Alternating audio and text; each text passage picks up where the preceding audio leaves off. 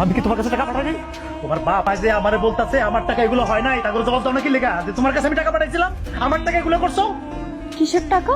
কে? তুমি তো আমার একটা টাকাও দাও নাই। তুমি যে আমার টাকা দিচ্ছ তার কোনো প্রমাণ আছে তোমার কাছে?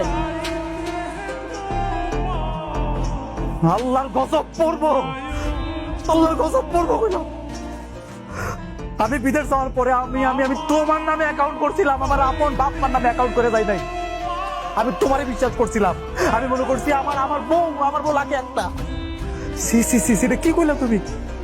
হ্যাঁ, আমি বিদেশ যাওয়ার পরে ঠিক মতো খাইতে পারি নাই, কাম পাই নাই।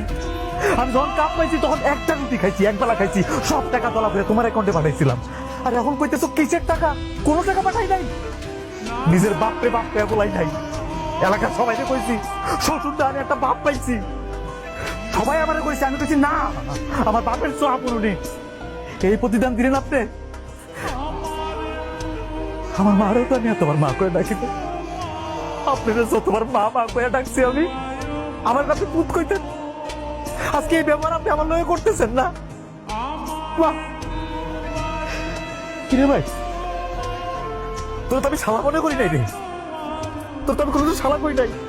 আমি তোর ছোট ভাই মনে করছি, তুই একটা হুন্ডা ছিলি, নিজের টাকা খরচ করে তোর হুন্ডা কিনে দিয়েছিলাম, আজকে আমার লগে এই ব্যবহার করতেছিস তোরা।